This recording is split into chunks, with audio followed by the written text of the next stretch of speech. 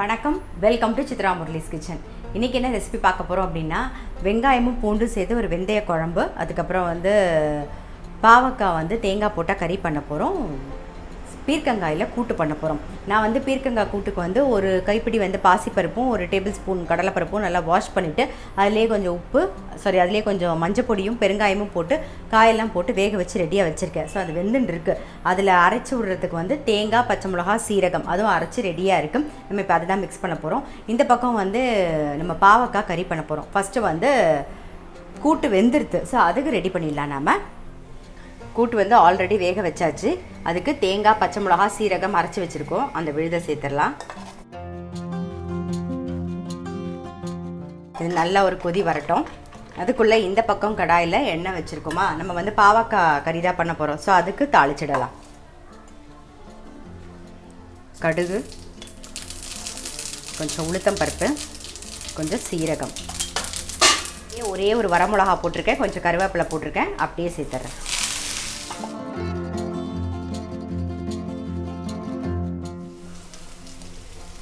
பாவக்காய்க்கு தேவையான உப்பு சேர்த்துட்டு நல்லா ஒரு மிக்ஸ் பண்ணிவிட்டு மூடிடலாம்.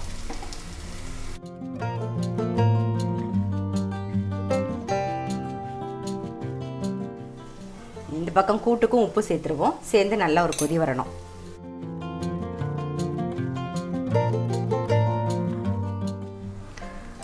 கூட்டு நல்லா கொதிச்செடுத்து நம்ம தாளிச்சிடலாம் தேங்காய் எண்ணெயில்.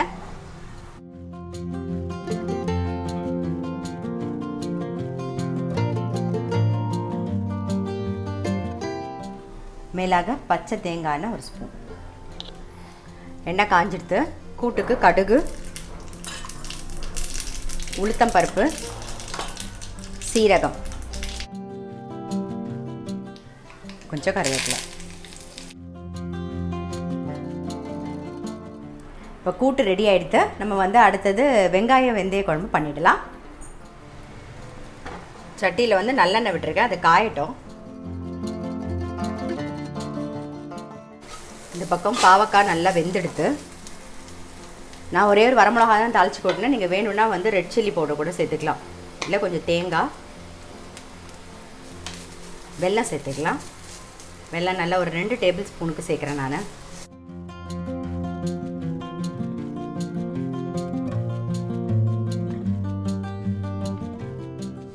கொஞ்சம் பெருங்காயப்பொடி,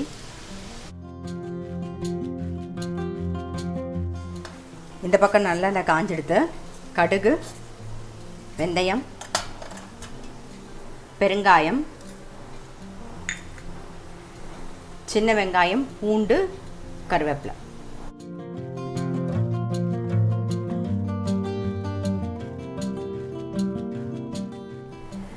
கொஞ்சம் மஞ்சள் பொடி,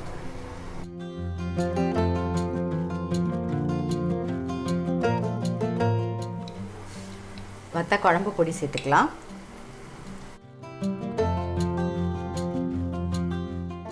ஜஸ்ட் எண்ணெயில் ஒரு பரட்டிட்டு புளி தண்ணியை சேர்த்துக்கலாம்.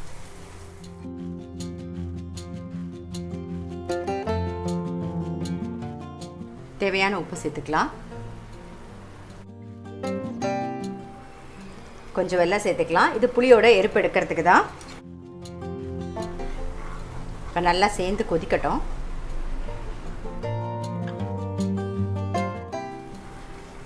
குழம்பு நல்லா கொதிச்செடுத்து ஸோ ஆஃப் பண்ணிடலாம்.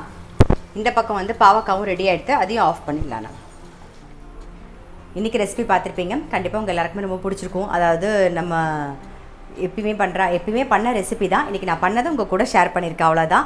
வெங்காயமும் பூண்டும் சேர்த்து ஒரு வெந்தய குழம்பு, அப்புறம் பீர்க்கங்காய் கூட்டு, பாவக்காய் கறி. நான் எப்பயும் சொல்கிற மாதிரி நல்ல சுட சாதத்தில் நல்லெண்ணெய் விட்டு இந்த குழம்பு பிசைஞ்சு அந்த கூட்டியும் தொட்டுன்னு சாப்பிட்டிங்கன்னா அவ்வளோ நல்லாயிருக்கும்.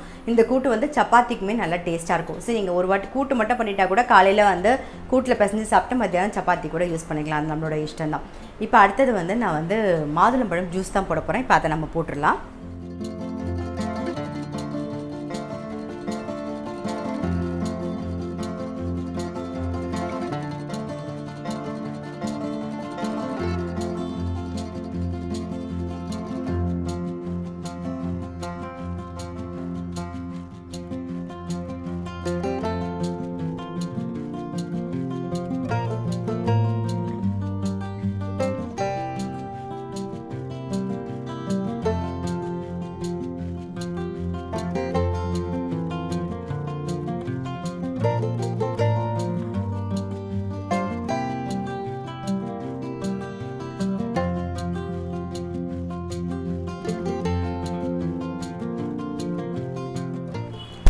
நம்மளோட மாதுளம்பழம் ஜூஸும் ரெடி ஆகிடுது. அவ்வளோதான், இன்றைக்கி ரெசிபி நீங்கள் பார்த்துருப்பீங்க. கண்டிப்பாக உங்கள் எல்லாருக்குமே ரொம்ப பிடிச்சிருக்கும்.